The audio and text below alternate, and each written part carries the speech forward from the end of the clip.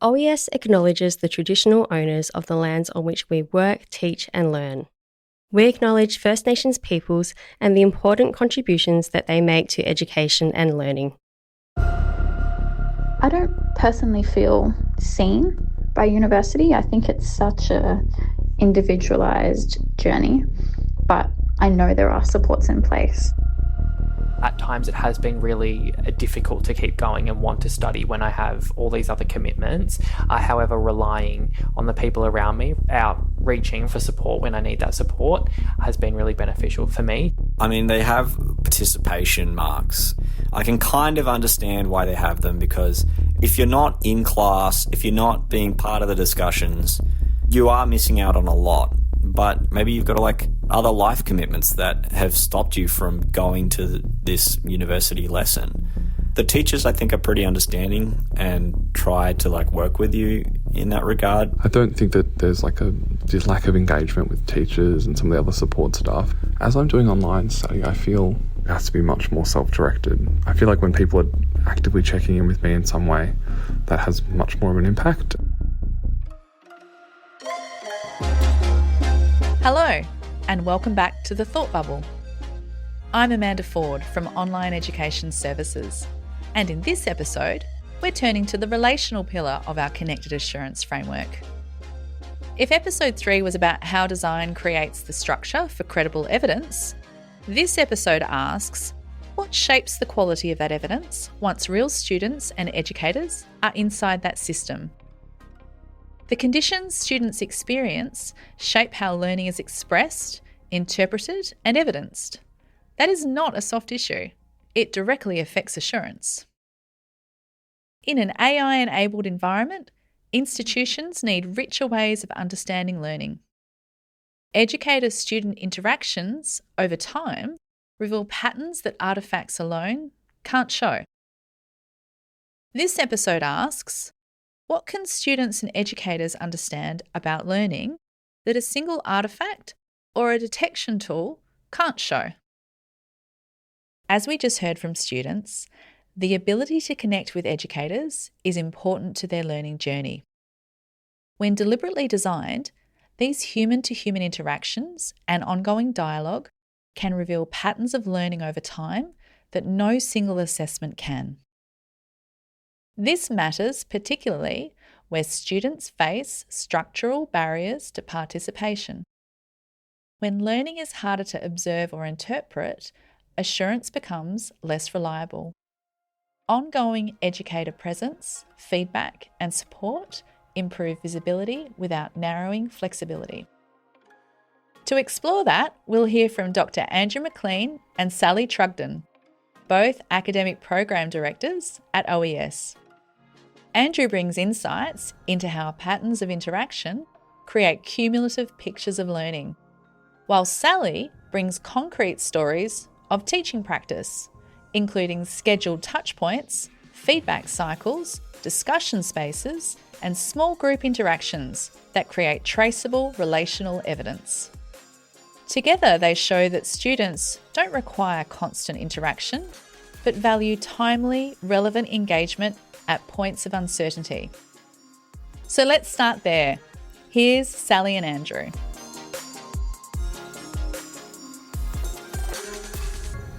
Well, Sally, as fellow program directors, it's really a fantastic opportunity for us to be having this conversation today. As we know, universities are entering a period where demonstrating learning in online environments is becoming increasingly important, particularly or certainly because of generative AI. And so the shift that's happening here is really prompting us to be thinking about, how teaching models can be evolving, but also thinking carefully about what strengths we can preserve from all of that as well. Yeah, thanks, Andrew. It's a really interesting moment for online learning and for universities more generally, actually, because universities are being asked some really fundamental questions about how we demonstrate learning, especially in digital environments, and that's kind of forcing us to rethink some long-held assumptions. That's right. So when we're talking about the work around evolving our teaching delivery model, it is about responding to that moment, building on what already works, but strengthening how learning is supported and evidenced and validated. Okay, so Andrew, you've been here at OES for a really long time. I think before we get into a conversation about what might be changing, it'd be great if you could sort of tell us all about what is the secret sauce? What's happening with the current teaching model that's made it work so well over all these years? Thanks, Sally. Yes, it is true that I've been here for a while, sort of 14 years. Clearly at the time, online education was in a very different place. But it's something that we sort of recognised from the outset that it wasn't just going to be about teaching. It was going to be about an infrastructure to complement the teaching. So we've always prioritised high quality learning design as a critical starting point. We've always designed units and courses structuring so that students know what to expect, how activities connect and scaffolded, what success looks like. That clarity really reduces the cognitive overload that so many students can experience when they're coming into online environments, and just sort of helps keeping to move them forward rather, because when people get confused, they're often likely to be disengaged, right? So second, we've also got asynchronous accessibility. We know that the vast majority or the world has changed since, back in the day, undergraduate students on campus, had potentially having the luxury to study full time.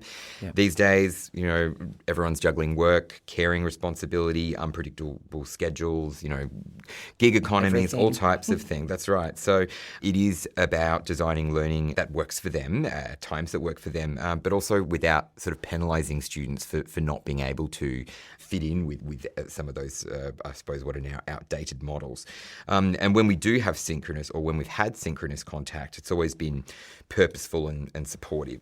I guess speaking specifically about teaching, there's been an element of one-to-many, but we also have an expectation of teaching staff that they will lean in to every student in their learning group, pay attention to who they are. There's a lot of sort of proactive contact that goes on with students. So rather than doing sort of reactive rescue, tutors have always been central to everything we do. Our online learning advisors are critical.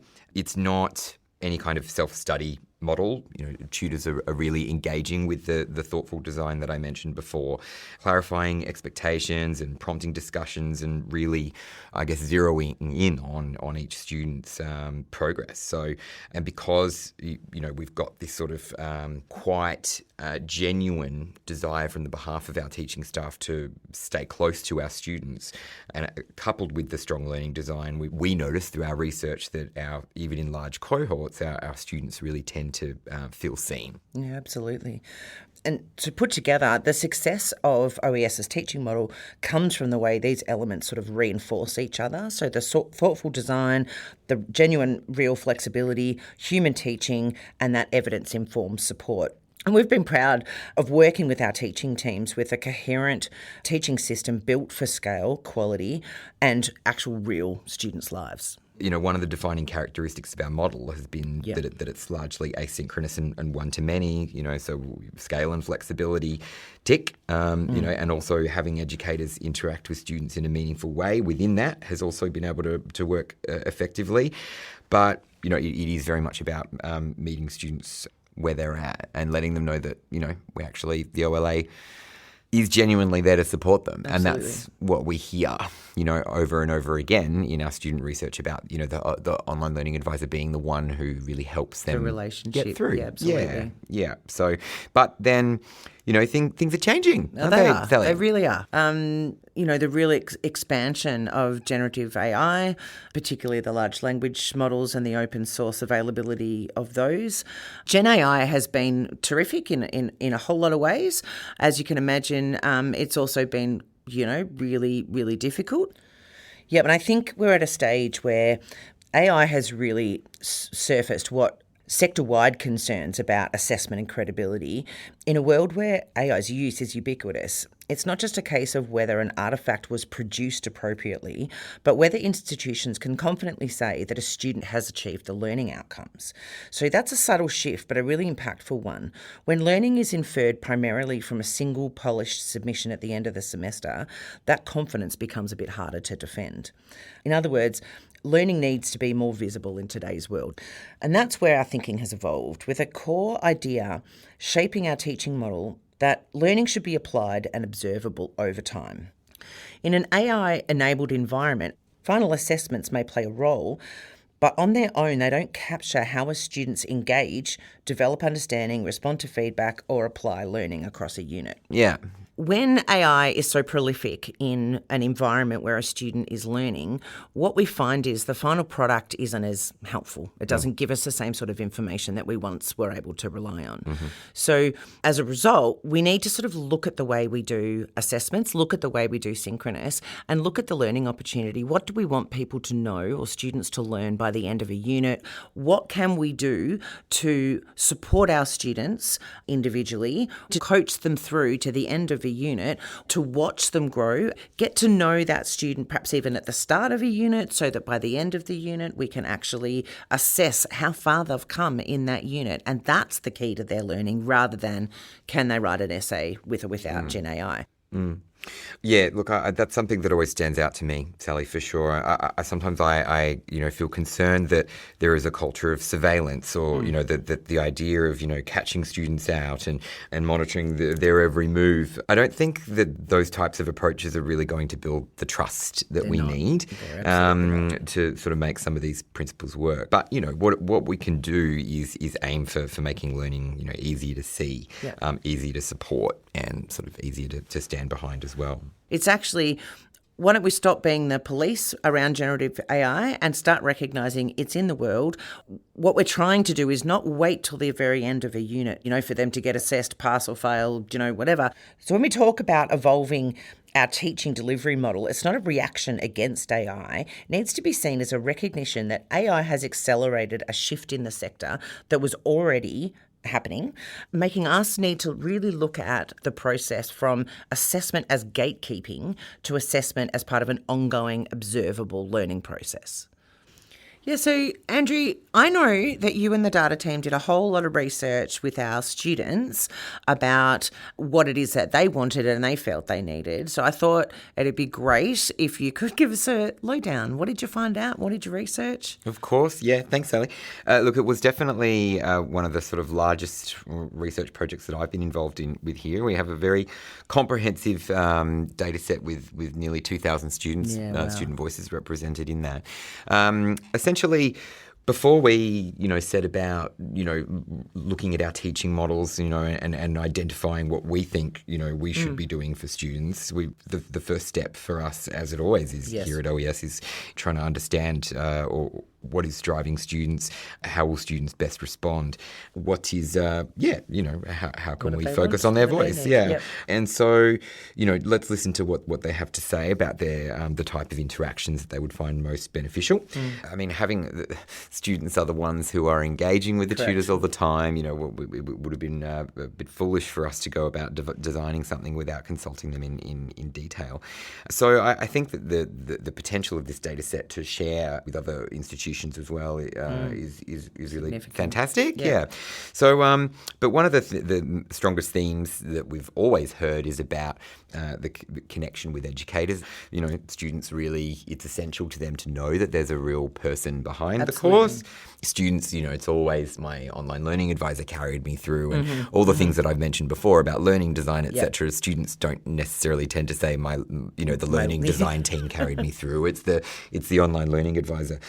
It's about the real person there, who's behind the course, understands what they're studying, can interpret expectations, help them navigate, the environment, and sort of, just role model and help them make sense of what good looks like. right? So, but then they also, there's reassurance or assurance from our perspective, but there's also sort of the concept of reassurance from the student's perspective where, they often just want to know that they're on the right track before it's too late. Yep. So not after marks are released, but, when they can change pre-submission. That's right. So having that guidance before assessments, and validation where needed and correction where needed, aside from the sort of general personal connection, is critical for students. So despite the rise of the technology, that connection with the tutor remains as important as ever. Yeah. So that was a really sort of promising starting point to know that students are really valuing that connection in itself.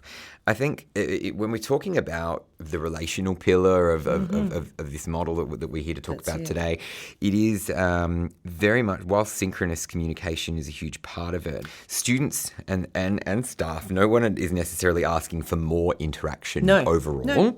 Yeah, I don't think, most people's calendars are pretty full, right? So, we don't need to replicate the face-to-face. Right, exactly. We want to prepare students for the workplace, but we don't want to prepare them for a workplace that's riddled with unnecessary meetings, do we? Correct. So I suppose it's the purposeful engagement, the really sort of calculated, specific, impactful communication is as important to students as it is to educators. So can we, how can we make these moments matter, I suppose? Yeah. So here we've been, looking at how the type of frequency that students were interested in, the proportion of sessions with which, and modes which students would be interested in. It's all really about targeted and relevant interaction, for both parties, it's for students as well as educators. How can we together make deliberate choices about where we invest our time and choose those moments where people can feel more confident and more prepared and more connected to their learning, and there are a range of different opportunities for those interactions to take place, whether it's a sort of more coaching pre-submission style assessment, pre-placement, small group discussion points in terms of exam preparation.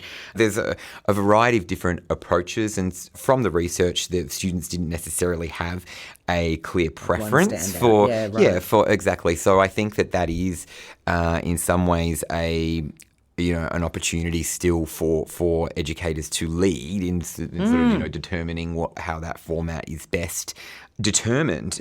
So as a result, we need to sort of look at the way we do assessments, look at the way we do synchronous, and look at the learning opportunity. What do we want people to know or students to learn by the end of a unit or a course or something like that? An example I'm thinking of from one of our education units is a placement example at a school where a student goes on what we used to call teaching rounds, but a placement, and the feedback we'd get on that student is only from the supervising teacher in a school. Historically, we would give the students a whole lot of reading material to sort of set them up for a placement, what's expected, their criteria that they need to meet, all that sort of thing. But what we have learned through our research and through piloting is that students actually feel this real anxiety about going on a teaching round, which makes absolute sense, right? So one of the pilots that we recently did was to embed just a little catch-up, one-on-one between the OLA and the student, pre-placement at the very start. The OLA gets an opportunity to meet with the student, get to know the vulnerabilities, the strengths, the things they're worried about that they want to improve on. We can set the student at ease in terms of like what the expectations are, knowing that they're on the right track, all that sort of thing. But also some of that anxiety sort of goes away, and we end up having students who are more likely to succeed in their placements. And also, with the assurance of learning requirement that we need, there's more of a relationship with the OLA. So the OLA is in a better position to look at the mentor teacher or the supervising teacher's report at the end and say, is this the same student? Is that the same weaknesses? Has there been growth? Where's the growth? Where are the weaknesses now? And that is an opportunity for them to learn rather than having one isolated artefact to say, oh, well, the supervising teacher said you were fine, so there we are. We've got a deeper level of understanding and a better opportunity to see the growth in that student over time. but that multiple points of observation is a really important aspect of the shifts that we're making. From an assurance perspective, this approach is far more defensible. Instead of relying on like that one single piece of evidence that these days could well have been, potentially written by AI or at least, strongly leaning on AI, now we can see when the feedback comes back from the final report, we go, oh yeah, that makes sense for that student. I can see where their strengths are. I can see how they've grown across the unit, and I can capture their learning that way. So it was really interesting, I have to say, to shake up the model and to do things differently. Something that we've done, for 14 years in education's case, to actually go, well, hang on, is this still best practice? Because it was fantastic. It was absolutely best practice as we've been doing it. But with all these other things happening in the sector, let's take a minute to stop and go, is this still the best way that we can roll out learning opportunities? That's right. So, and that's sort of, I guess, just a case study with the coaching sessions in education placements, which, were a big success, I know. It really is just about clarifying expectations and prompting discussions and really, I guess, zeroing in on each student's progress. So, and because, we've got this sort of quite genuine desire from the behalf of our teaching staff to stay close to our students, coupled with the strong learning design, we noticed through our research that even in large cohorts, our students really tend to feel seen. So nobody needs constant contact. That's not what we're after. Everyone has... and students don't want that either. No, well, they don't have time. And so... but we need to sort of find windows and opportunities when uncertainty is highest. Clearly that is around assessment. But lots of guidance before assessments, reassurance about you heading in the right direction. Yeah, so I guess on this notion of availability, because this is something that, is proving to be a challenge or a nut for us to crack. Yeah? And it's something that actually it goes quite deep to individual values, really, about, to what extent do you create that space for targeted interaction and communication with your student or your educator. So, how can we all at the discipline level identify those meaningful interactions and commit to showing up for them. Yep. So I think is sort of one of the key themes that we've been looking at through this research. And surprise, surprise, students want it to be targeted and relevant. So we can't just be saying, oh yes, you need to meet with your students for just to sort of check they're a real person or check they understand the assessment. It will need to be more, or it does need to be more targeted than that. That's right. But and ideally, choosing moments where people can feel more prepared, more supported, and able to kepe moving forward. So, sense checking ideas, asking questions they might not feel comfortable raising in a group setting, while receiving sort of supportive feedback in real time. So that dialogue, is for many of us is where learning really crystallizes. To be able to say things out loud and put it in your own words is what learning is about in so many ways. I think when you're establishing that relationship with someone that you trust, where you can talk through new ideas that are going to be of benefit to where you want to go in your life, it becomes a powerful and purposeful interaction rather than, and of course it's not to say, oral exams, etc. don't have their place, but it is more than, just tell me what you want to know or tell me what you know. It becomes more about, let's talk about how you're understanding X and what that means. So, absolutely. Yeah.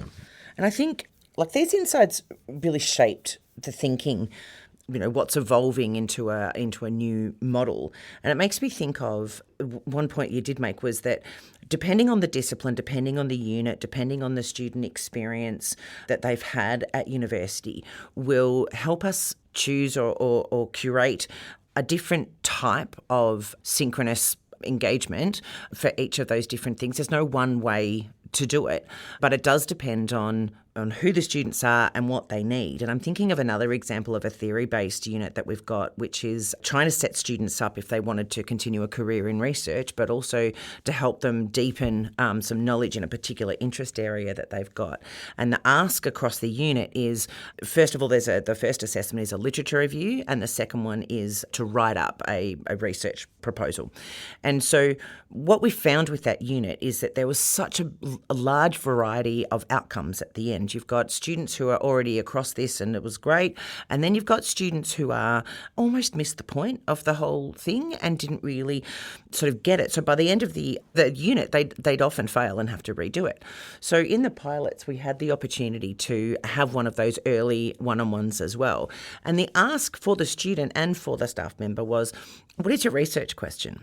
And often as researchers, we know that's sometimes the hardest bit. Let's hone in, let's be really clear on your research question, and a lot of things will flow from there.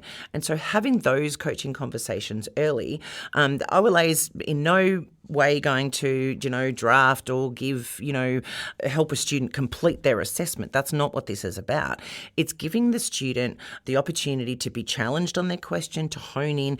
And so once we'd done that pilot, what we found was almost all of the students were so much more aligned to what the ask was just from that one, sometimes only 10, 15-minute conversation. And I think that's really the way we can do this well from an assurance of learning perspective. So that was for the students' benefit. But the other benefit is that we can also see the students learning throughout the unit based on that grounding initial conversation. So there's lots of different ways we can do this. Towards the end of units, there's the opportunity to do viva voces or, dissertation type.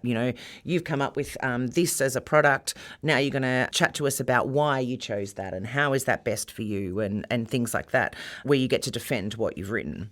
We're looking at piloting some debate-style real-time opportunities for students. Rather than write me an essay on X, why don't you come in small groups and we'll run a comparative debate on, do we think mobile phones should be allowed within the school system or for students or whatever it might be. So there's lots of different ways that suit lots of different audiences, but also lots of different disciplines, lots of different ways that we can really have that opportunity to see the person and talk to the person and be seen as human and not an AI bot. Yeah, maybe even have some fun with it. I know, imagine that. Yeah. So it's really important that, like you said, that the OLAs get the opportunity and the students get the opportunity to see growth across time. So whether that's a unit or course. And I want to say this, online doesn't have to be distant. Anything structured well can allow for a learning relationship, and that increases the quality of the experience for the student and for the OLA. It is, again, exactly as part of this as well, it's so important to be sort of embedding it into, not just the curriculum, obviously, but communications, expectations. So when students enroll, are they aware of the fact that there will be, some synchronous touch points for which they need to be aware? And obviously, there are a number of providers around who do a great job with that. Yeah. But it is, again, just about purposeful. Where do I need to be and why? And genuine as well, because in the workplace, we need to talk to people, don't we? In the workplace, we need to support an argument that we've got or a point that we're trying to make. So it's actually that trying to bridge that gap a little bit as well between this is study, this is the workplace. How can we apply what you learn and how we assess you so that you are ready to go when you graduate? Exactly. It's always been part of the design, essentially. So having those types of interactions mirroring quick meetings in the workplace really is such an important part of it.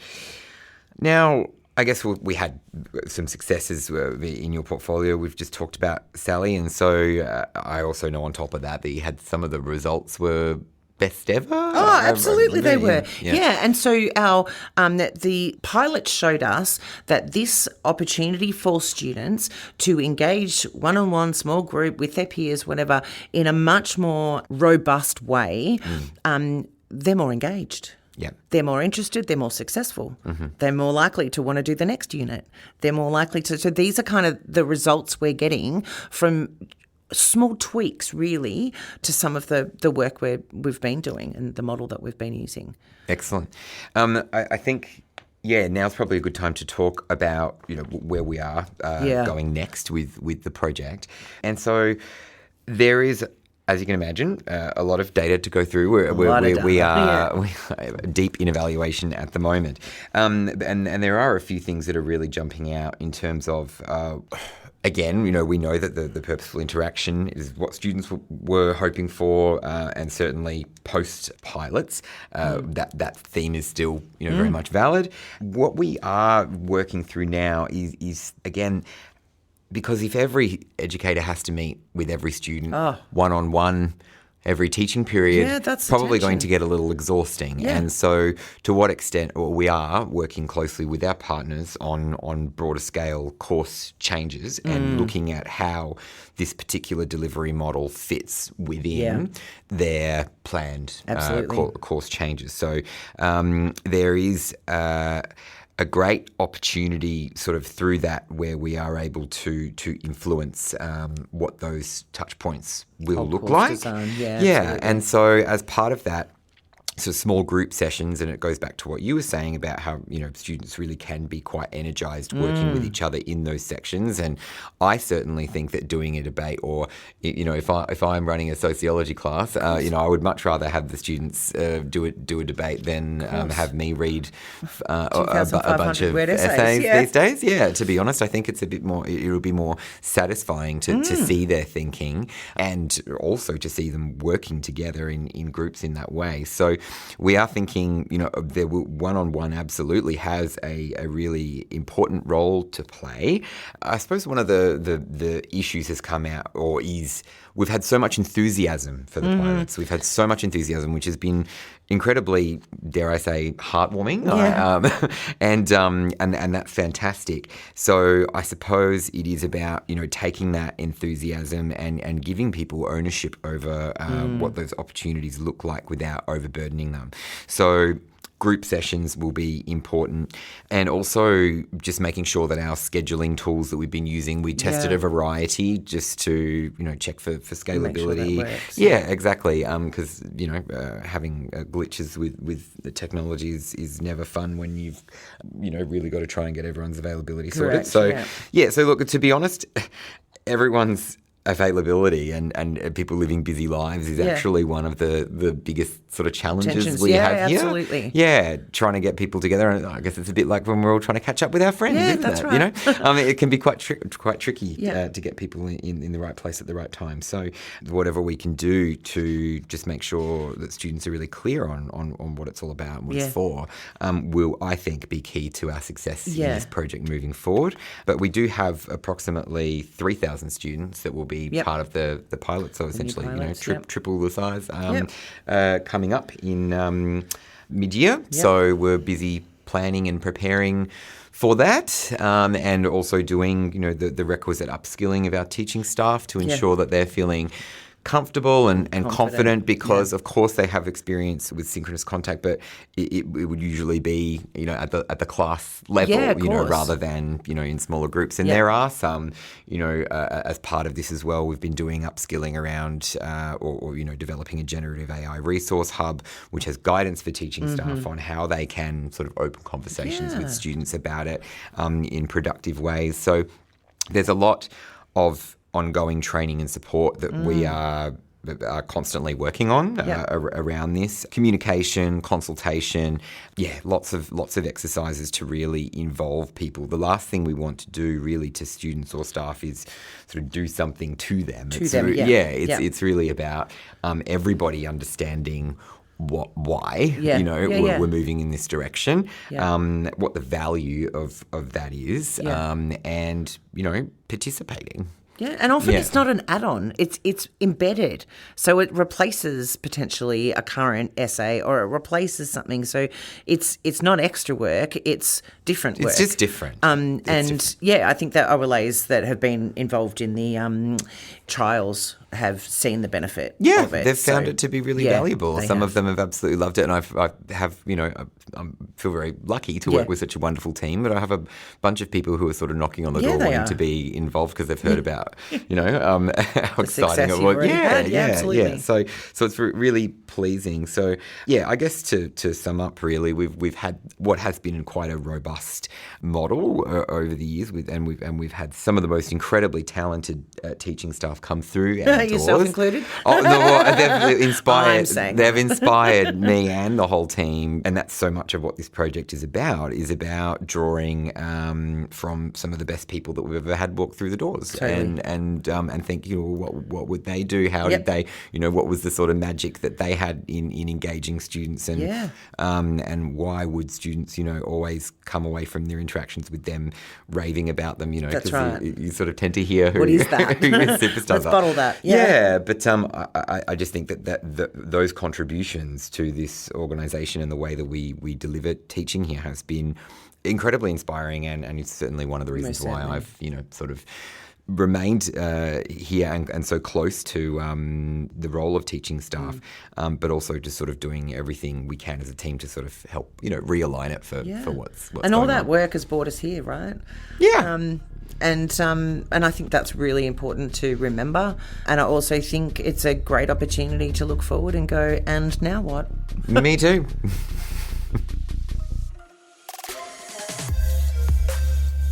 Relational assurance is not about adding more meetings.